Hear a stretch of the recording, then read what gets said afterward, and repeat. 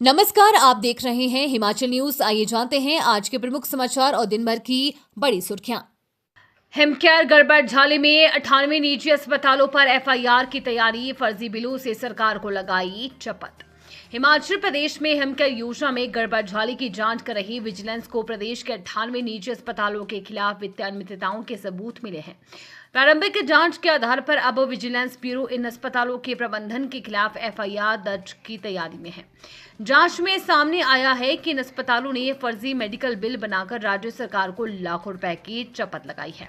जांच में पाया गया है कि जिन ऑपरेशनों और उपचार पर सामान्य तौर पर कुछ हजार रुपए खर्च होने चाहिए थे, उनके लाखों रुपए तक के बिल तैयार कर भुगतान करवाया गया। हिमाचल में पंचायत चुनाव के बीच बड़ी गड़बड़ी, बैलेट पेपर से बीडीसी उम्मीदवार का नाम गायब, चुनाव स्थगित। हिमाचल प्रदेश में पंचायत चुनाव के पहले चरण में सुबह 7 बजे से मतदान जारी है। इसी बीच मंडी जिले के करसोग क्षेत्र में पंचायत चुनाव के दौरान मतदान प्रक्रिया में बड़ी प्रशासनिक चूक सामने आई है। यहां बीडीसी उम्मीदवार का नाम बैलेट पेपर पर न होने के कारण चुनाव को प्रशासन ने आगामी आदेशों तक स्थगित कर दिया है।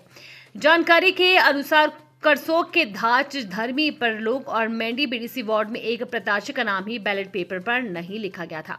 मामला सामने आते ही मतदान केंद्र पर हंगामा शुरू हो गया।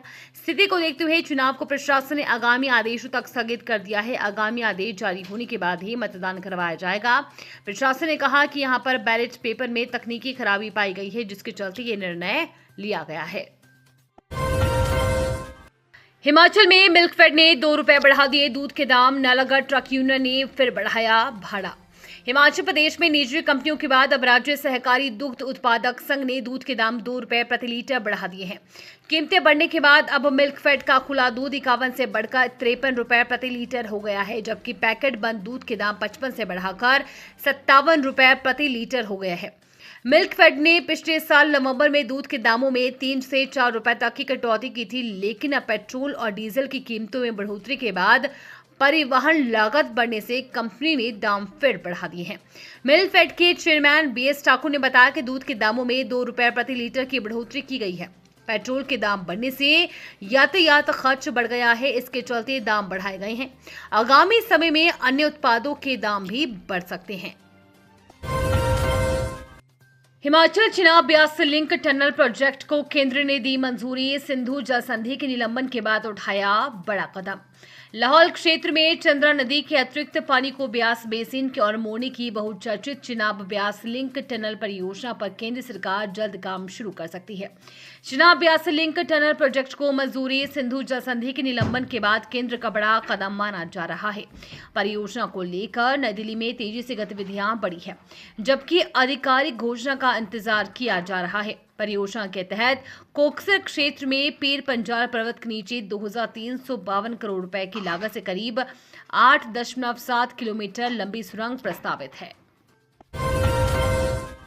हिमाचल सचिवालय में अब ऑनलाइन मंजूर होगी कर्मचारियों की छुट्टियां, कार्मिक विभाग ने जारी किए निर्देश।